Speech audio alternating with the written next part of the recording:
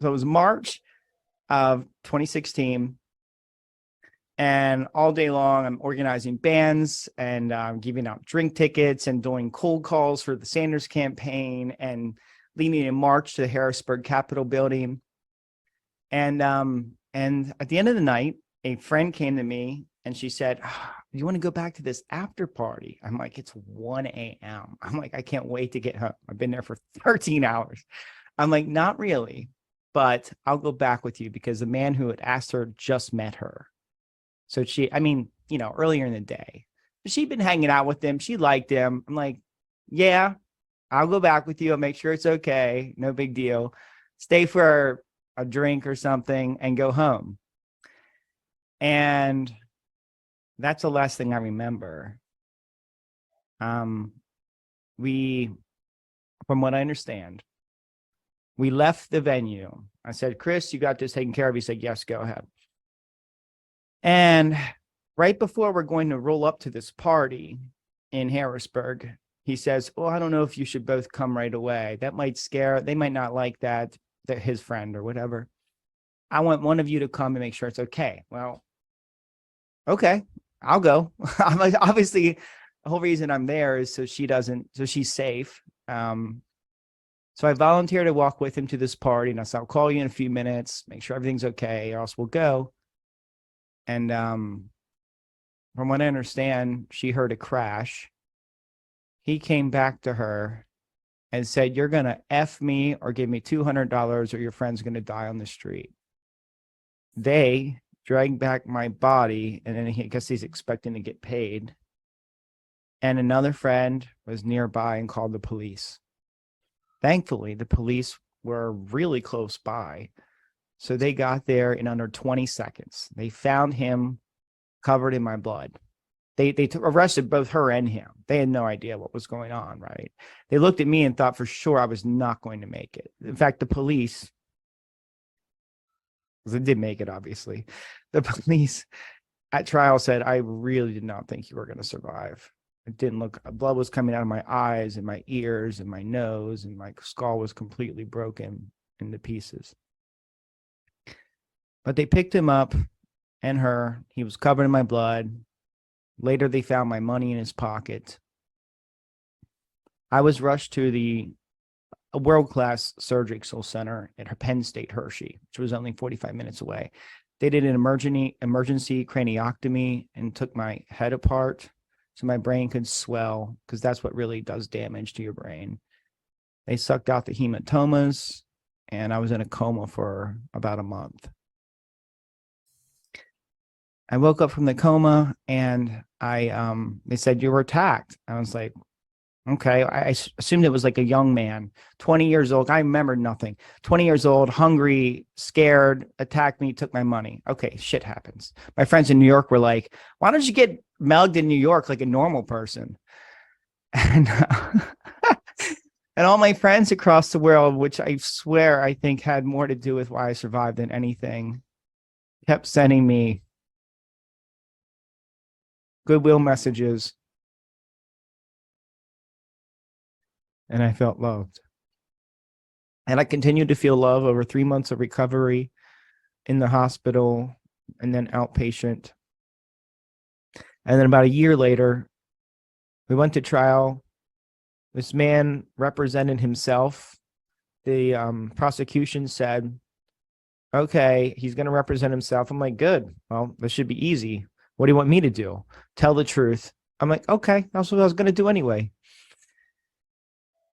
I get up on the stand. He cross-examines me, and I can remember nothing, but I had a panic attack anyway, because the brain is weird.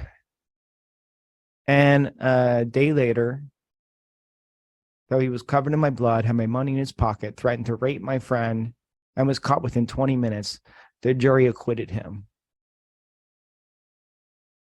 And that's when I started down this path that led me to where I am. There's so many follow-up questions I could ask, but I'm going to start with the one that people won't expect. Adam, do you regret helping your friend? Your life is No, defined by helping others. Do you no. regret going with her because of the aftermath? No, I don't regret anything that's happened to me. And I thought about how I left a life of beauty and relative luxury, and my heart is in Mendocino. That was the happiest moments of my life I have ever had. I was doing what I love to do. I was doing theater. Um, and I thought, well, if I didn't come back and take care of my grandfather, that wouldn't have happened. But I wouldn't trade that for the world, because that mattered to me. And I certainly would not have done it differently if I knew I was going to be attacked by this man. Well, I might have said, don't go with that guy. but no, I wouldn't have done anything differently. I wish I don't regret what happened to me. I'd rather it happen to me, and I mean this honestly, than some older man or some younger woman who was counting $20 bills because you just got off of work. He would have killed them. I was 35 years old, tough as nails, and I don't quit. He would have killed almost anybody else. How did you pick yourself up after that? Because there you were coming out from a coma, obviously traumatized because you didn't remember most of what happened to you. How did you pick yourself up as a human being? Well, at first, it was more like the physical trauma. I had a feeding tube in my stomach. It was infected. I apparently, before I even woke up out of the coma, I was trying to walk out of the walk out of the hospital room, because I wanted to get the heck out of there. I just did not care. I mean, I was unconscious, but I was trying to leave. They strapped me down, and when I woke up, I had a burning desire to get out of there. I was borrowing people's phones, being like, oh, I'm just going to check something. And then I was calling like my brothers and say, come pick me up. It's like, dude, you just woke up with a coma. No. And there's trains driving by at Hershey. And I'm thinking to myself, I can hop that train. It's not moving that fast. I can hop that train. So that was the first thing. And then I was like, well, if I can't get out of here unless I'm healthy, I'm going to bust my ass to get healthy. And I was like, take me down to, rehab, because my muscle had atrophied. I lost like 30 pounds. And I'm going to just start, lift all the weights. I started dancing for them. And and I had not just mental resiliency, but at first I thought, oh, I'm good at this. I'm like special. And then I read about people with and words are still one of the problems that I do have. I do suffer from epilepsy still, and I have memory issues. But neuroplasticity. I have high neuroplasticity. If you speak many languages, which I don't, if you travel the world a lot, which I have, but imagine what an actor does. 5 times a year, I am another person. One time, I'm an Iraqi translator whose sister this still brings back emotions, was murdered and raped by one of Hussein's sons. Another time, I'm an illegal Italian immigrant in the 50s. Another time I'm a crack addict.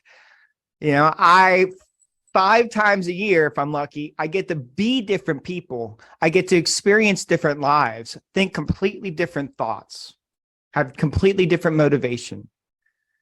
So I had high neuroplasticity, so I wasn't special. I just was lucky that my life experience had allowed me to bounce back very quickly.